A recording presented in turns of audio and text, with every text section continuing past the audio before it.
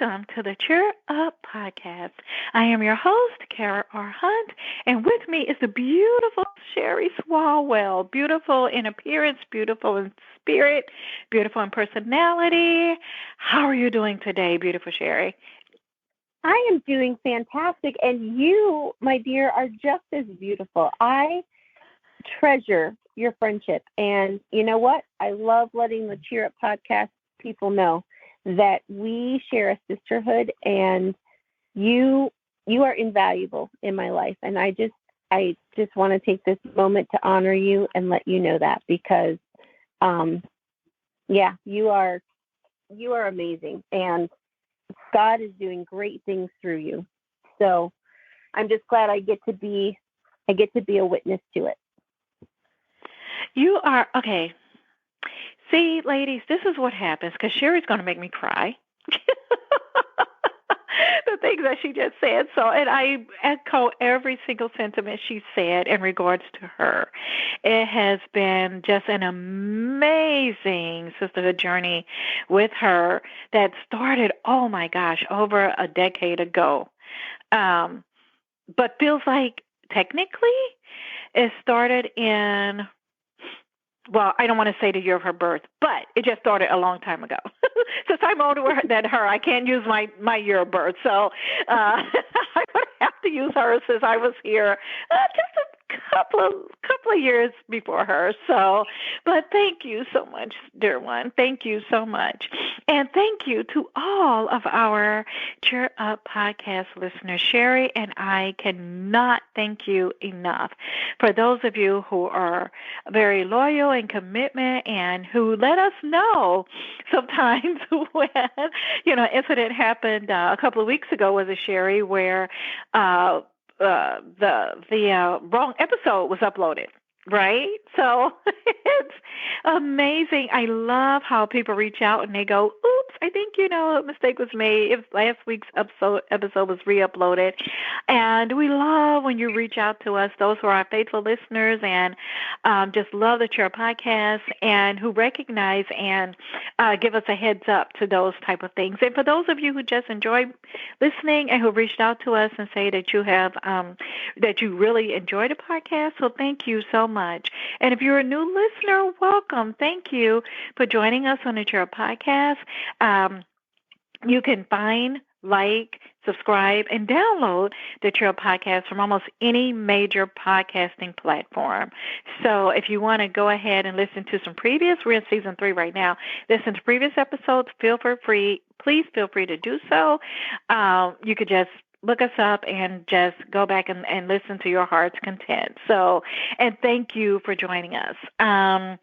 This month, we are continuing. We are in week 2 of our discussion on the Sabbath, Sabbath. And I think the Jewish spelling of it is Shabbath.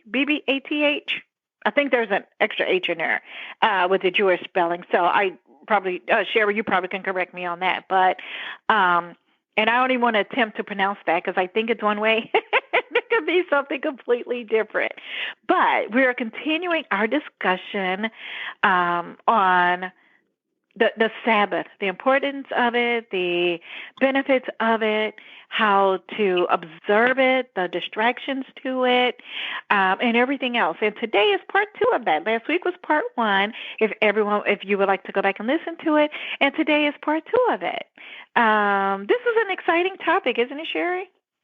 I love this topic, and I hate to admit it. I truly hate to admit it, but I think I used to be one of those people who considered the Sabbath a punishment. And why? Like, I swear, I was so stupid when I was younger about so many different things. Like, isn't it true where they say wisdom, I don't know what I don't even know if there's a phrase out there, but basically the older you get, the smarter you are. So just bear with yourself. But yeah, I was so dumb. Like, why in the heck did I consider the Sabbath punishment? I love naps. Like, why would I not want a whole day where God's just saying, I'll work harder for you. You don't got to do the working hard. You get to just relax. Like, I was so dumb, Tara. So dumb. Well, again, we don't know what we don't know, you know? And but boy, once you do know and your eyes have been opened and you start listening to the Lord and you start doing it, what a blessing, right? Yes, yes. And I think that's why I'm so enthusiastic about this topic, because, like, I'm one of those hard-headed people that has to learn the hard way, although I'm getting better at that as I get older. But yeah, I don't want people to waste their Sundays or their Sabbath days the way that I did. Like, I want to share with people, trust me, this is something that you're going to want to do. This is a good thing. This is not a punishment. This is not evil. This is not any of the above. This is like a bonus vacation day every single day of the week. God, it is. It's like you're getting paid to relax. Oh, yeah. Paid in more ways than one. Exactly. Because you don't just get the financial blessing, which that's there too, but you get the health benefits and you get the emotional benefits, the spiritual benefits, and the mental benefits. Like, what more could you ask for? And I know that we're not talking about the tithe, and I know that the tithe is the only command in the Bible that God gave, that he said, test me on this and see that I will open up the floodgates of heaven and pour out a blessing to you. I know that. But I do believe that there is an element of that, and I don't think that I'm being sacrilegious, and I don't think that I'm contradicting the Bible, but I do think that there is an element to that in a lot of the different principles that God gives us. He doesn't say test me on it, but I think that when we take that step of faith and we say, okay, God, I trust you with my 7 days by giving you this one day. I trust you with my finances. I trust you with my time. I trust you that I'll be able to get everything done. Because did you see the workload that my boss gave me? Like, I am now doing 2 jobs and getting paid for one. Do you see what he's giving to me, what she's giving to me? And God says, yes, I do see that, but this is what I can offer you. This is what I'm going to give you. I think that when we take that step of faith and we put that trust in God, he supernaturally shows us, just like he does with our tithe. When we give God the first 10% back, because it's always his, it's not ours. When we give him the first 10% of our paycheck back, then he supernaturally expands the 90% that we have left. When we give God the first 10% of our time, he supernaturally expands the 90% of our time that we have left. I truly, truly believe that, because I have seen that happen in my own life over and over and over again.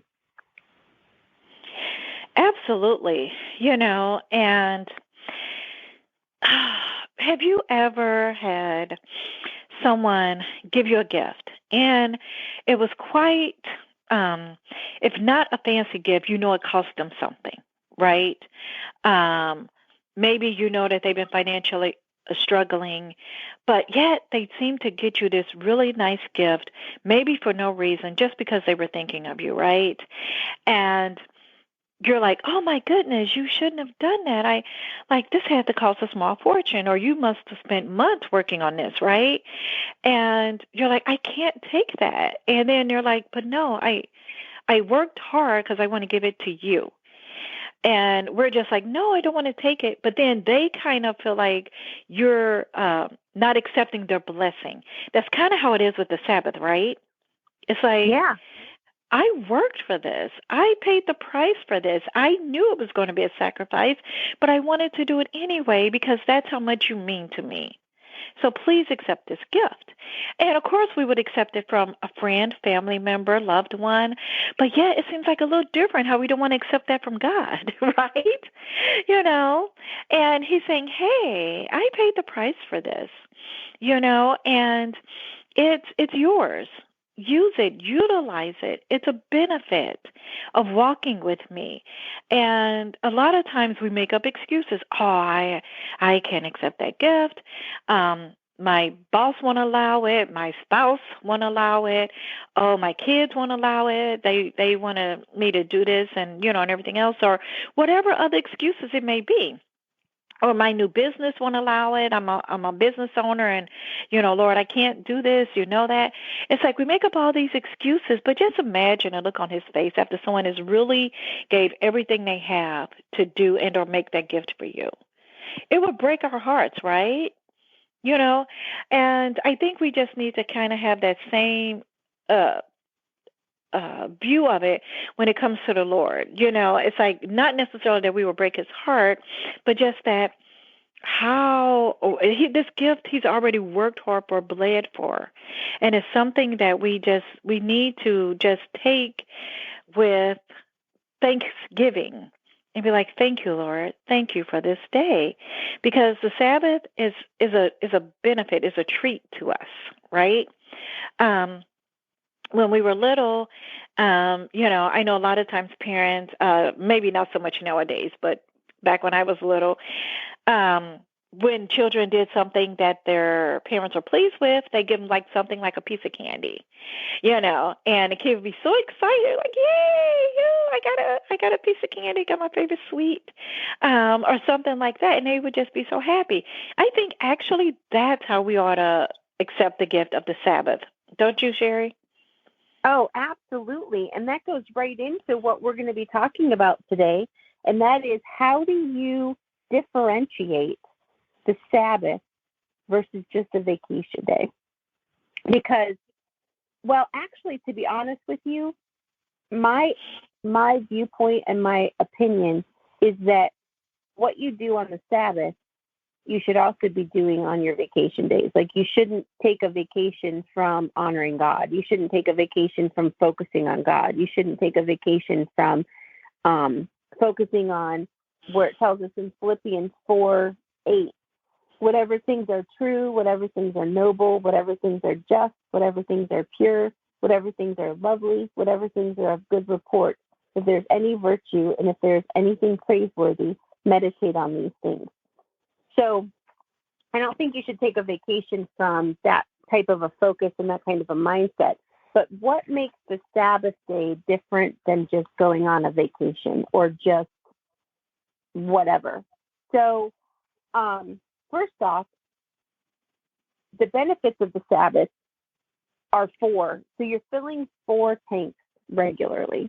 You have your spiritual tank, your physical tank, your mental tank, and your emotional tank. And when those are filled and when those are working well, then you're in good health, mentally, physically, spiritually, and emotionally.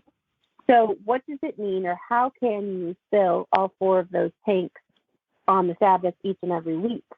So spiritually, if most of you take your Sabbath on a Sunday, then hopefully you're starting your day at church. Hopefully you're starting your morning at church and starting your mindset at church. But, if you're somebody who is a pastor and you work on Sundays, then, and you have to take a different day, a Monday or a Friday or a Wednesday, or like you said, if you're a nurse, if you're, just somebody who has to work on Sundays, then you could start it with an extra long devotional time. Grab your favorite cup of coffee, cup of tea, whatever it is that you like, and spend the time in God's Word.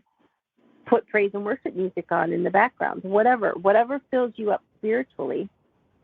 But that's a great way to start, is to focus on the spiritual love tank, or emotional tank, or whatever you want to call it, your spiritual tank. Physically, that can look different depending upon the different seasons that you're in.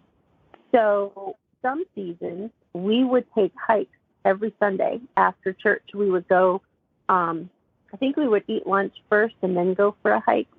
I can't remember, but I think so. And we would hike for like 1 or 2 hours every Sunday, somewhere different usually. And we loved it as a family. Absolutely loved it. This particular season that we're in is a tougher season. And I find myself, we're in a season of grief. We're in a season of transition. We're in a season of very busy, physically demanding, emotionally demanding, mentally demanding. And so I'm finding that I'm taking naps on Sundays, which I used to feel guilty about because I'm like, oh, I'm wasting like 3 hours of my Sabbath by sleeping. But it's not really a waste, because if that's what God is telling me I need to do to stay healthy and to get healthy, then by all means, that's what I should do. I have this rule with myself, and it's kind of weird, but if I think that I'm supposed to take a nap, or if I'm tired and I'm not sure if I'm really, supposed to lay down, or if I'm just being lazy, I give myself a 10-minute rule. So I'll lay down, and if I'm asleep within 10 minutes, then I know I really needed it. If I'm still laying there tossing and turning after 10 minutes, then I get up. Then I'm like, I'm just being lazy. There's a better use of my time. So, but I have found, I have found in this season that I pretty much lay down, and once my head hits the pillow, I'm out for a good hour and a half to 2 hours. So I've learned to stop feeling guilty about that and just thanking God for the blessing of the time to take that nap that I need in order to do what needs to be done the rest of the week. Mentally, this could be lots of different things. So I love to read. And one of the things that I do for one of my jobs is I read books. I vet books for potential guests for a podcast, not our podcast, but a different podcast. It's a great job. I love it.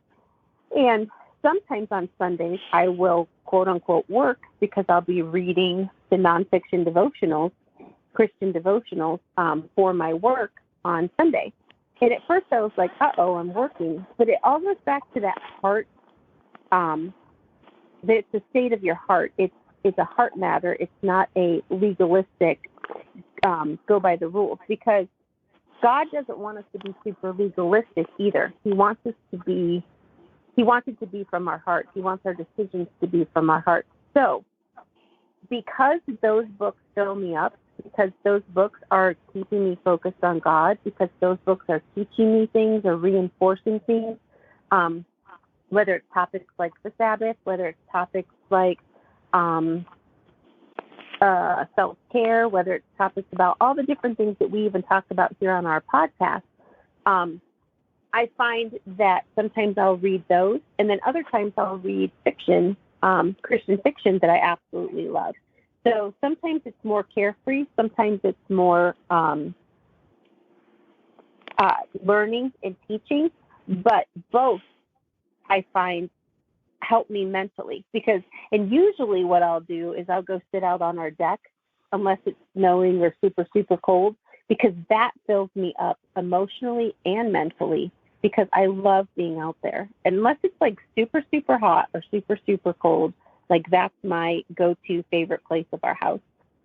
It's just, I don't know, it's my happy place. I just feel closer to God out there because I'm outside, I'm getting the fresh air, and I just feel close to God there. So I choose to do that. And then emotionally, for us, it's spending time with family.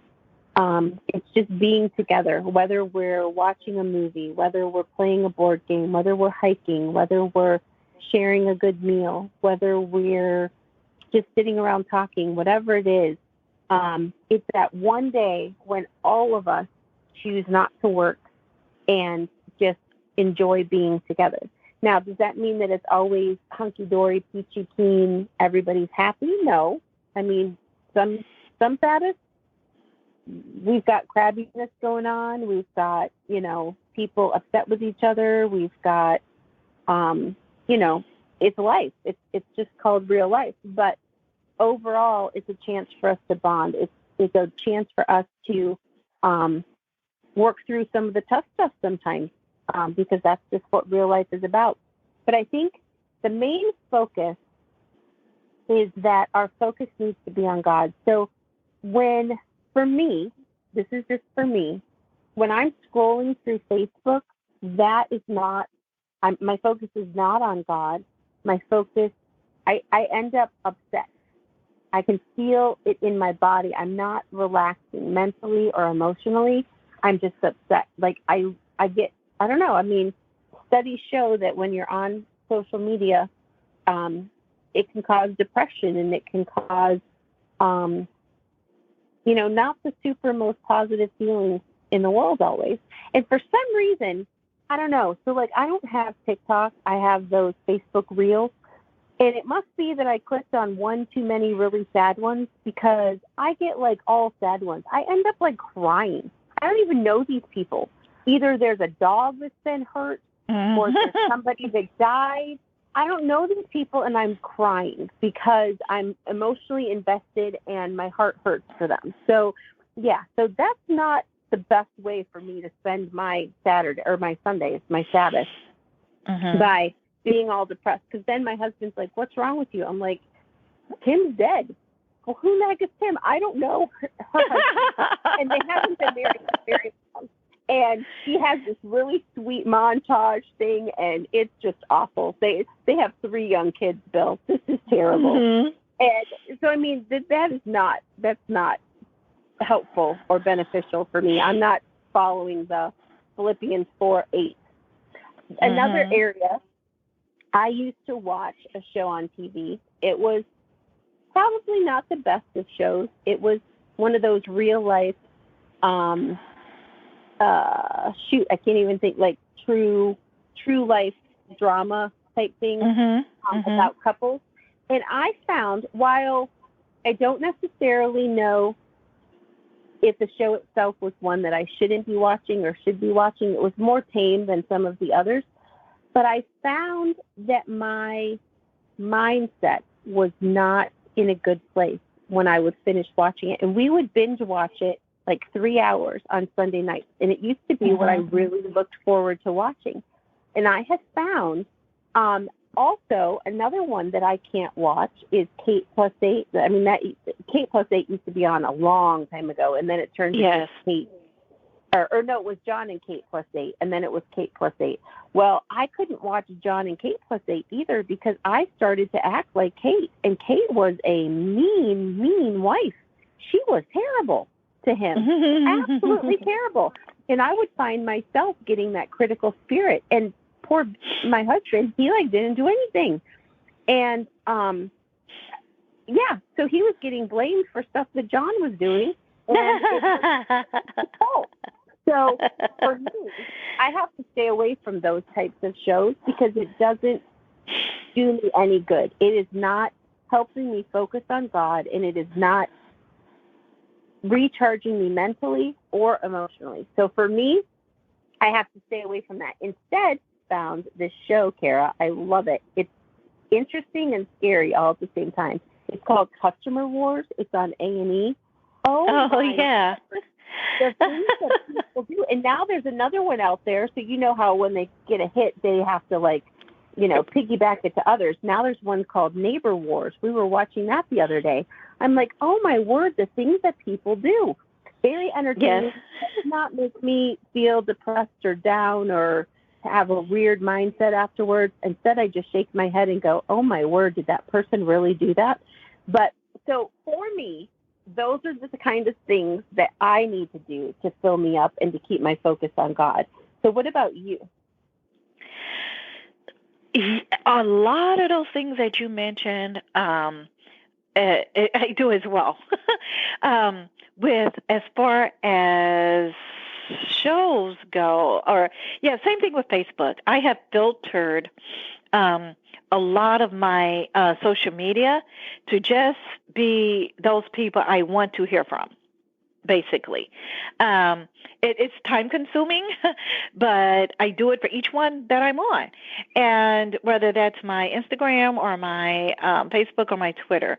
And even those that I follow, it's like, and because I am a political junkie, and I have to be careful who I follow and listen to, because sometimes all you got to do is open it up and then you're blasted with something that could have your heat boiling, right, internally.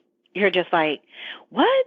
I can't believe that this person did that and this person did this. And so I have to be, I have filtered those to where I just get those that I want to get. And like you, Sherry, and this goes for TV commercials too. And I want to preface this by saying I love animals. I love, love, love, love, love them, but I cannot watch the commercials where they talk about abused animals, and I can't watch the reels either Me because either. I cannot. And I either fast forward or because we have had a rescue animal, and I just can't. It's not something that's mentally good for me because, like you said, it takes you to a different place, right? And I'm ready to go and to our neighborhood animal rescue and take every last one of them, okay? And or send a mean letter to someone who's abusing their animals, and it's like, or well, I'll just leave it at that. So yes, I try not to click on those things because that's part of the algorithm, right? Oh, she clicked on it, so she must like it. And so I don't do that anymore, because a lot of that stuff will pop up. So I try to manage it that way. TV wise, uh, I used to love medical dramas. Um, the older I get, not so much anymore. It's not that I won't watch them. I just don't binge them as much as I used to. Now my passion, and well, it's always been a passion, is it's just that because I don't do medical dramas anymore or documentaries, I love anything legal. And it's like I love legal dramas, not necessarily crime or true crime, but either legal dramas or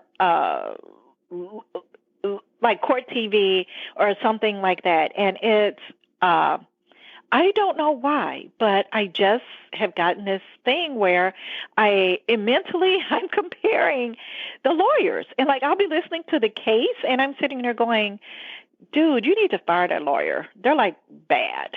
It's like you need to fire them because you're going to spend the rest of your life in jail and you didn't even do it.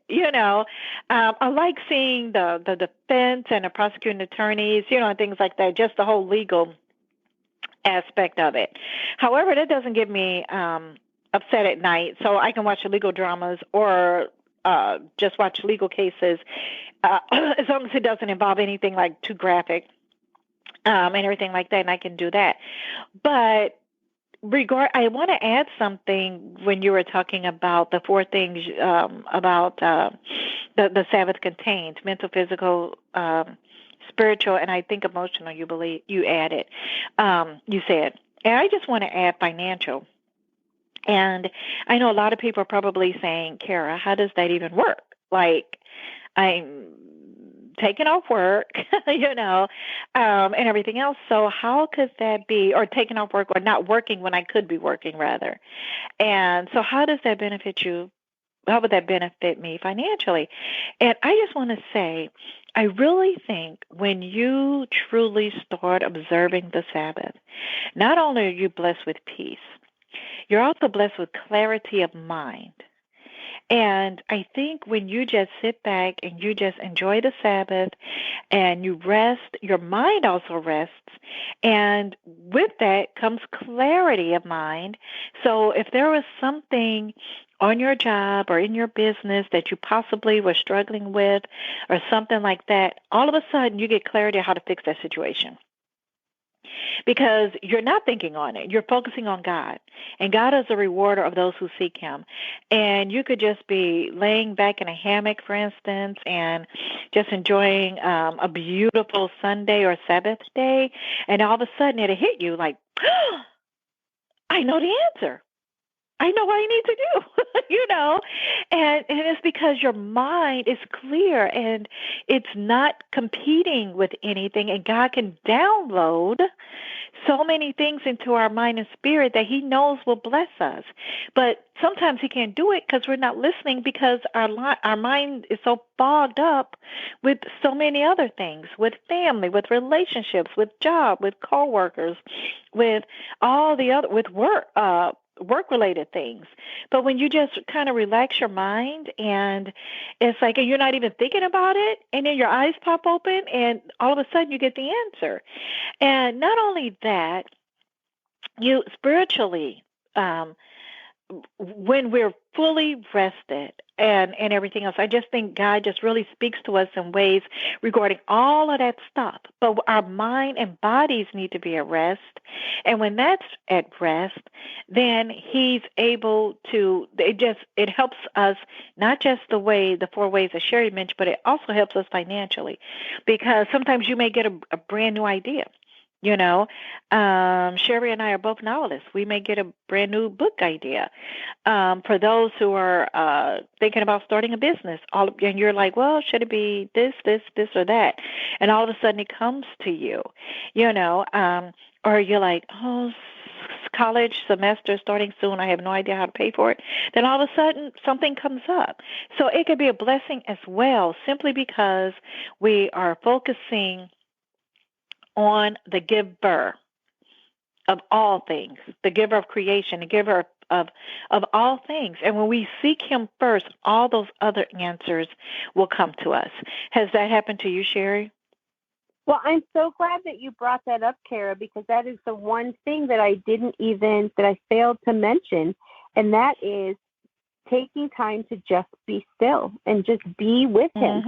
Mm-hmm. We can't hear God in the noise. We can hear God in the quiet. And if we don't give Him that opportunity and we don't give Him that quiet, then He can't speak to us. So I'm so glad that you brought that up, because that is so important.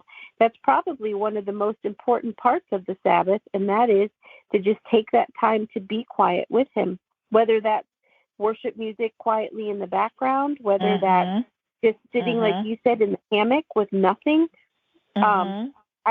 I think that that's golden. Like you hit the nail on the head, and I think that's the perfect way to end the podcast today. Is a challenge to our listeners. What if you spent 15 minutes of quiet with God? Start out with 5, increase it to 10, increase it to 15. And what if you made that a part of your daily habit, not just on the Sabbath, but 5 minutes of quiet every day or 10 minutes of quiet every day, so that you could have that opportunity, or give God that opportunity to speak to you. Think of the benefits that you would have mentally, physically, emotionally, and spiritually, and financially, as you said. If you enjoyed today's podcast, if you would email us at cheeruppodcast@gmail.com. If you have a prayer request or need encouragement, we would love for you to reach out to us, either at cheeruppodcast@gmail.com or over on our Facebook group at the Cheer Up Podcast on Facebook. Join our community there. We love interacting with our listeners. We love interacting with new listeners, old listeners, every listener in between. Head over to Kara's website, kararhunt.com or sherryswalwell.com. We have tools of that if you are interested in becoming a Christ follower, in surrendering your heart to God, we have resources over there on both of our websites. If you want to grow your relationship with God, you can check out the monthly membership over on my website.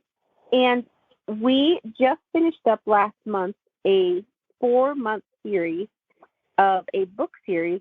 We went through the Screw Tape Letters by C.S. Lewis. If you enjoyed that, let us know. Is that something that you would like us to consider doing a new book next summer, and you have a suggestion of a book for us to do, let us know that as well, so that we can either read it if we haven't read it, so that we can consider it. So you can either email those suggestions or you can put them on the Facebook page. And just let us know if that's something that you want to see us do again next summer. So having said all that, we really have enjoyed talking today about the different benefits. Why don't you head over to the community or to the Facebook community group and let us know different ways that you observe the Sabbath. Maybe you can give us some new ideas of ways that we can incorporate into our Sabbath rest. Next week, we're going to come back and we're going to talk about the hindrances to observing the Sabbath. as Kara so nicely said, and she put it so well at the beginning of this podcast today, this is a blessing that God gives us. But what if our family resists us observing the Sabbath? What if our boss demands that we work on our Sabbath? What if? What do we do? How do we handle it? How do we honor God and put him first and disobey others at the risk possibly of losing our job? Hopefully it wouldn't get to be that, but what if that's a real possibility that we're dealing with? So come back next week and we're going to talk about that. Have a great rest of your day. Have a great rest of your week, and we will talk to you next week.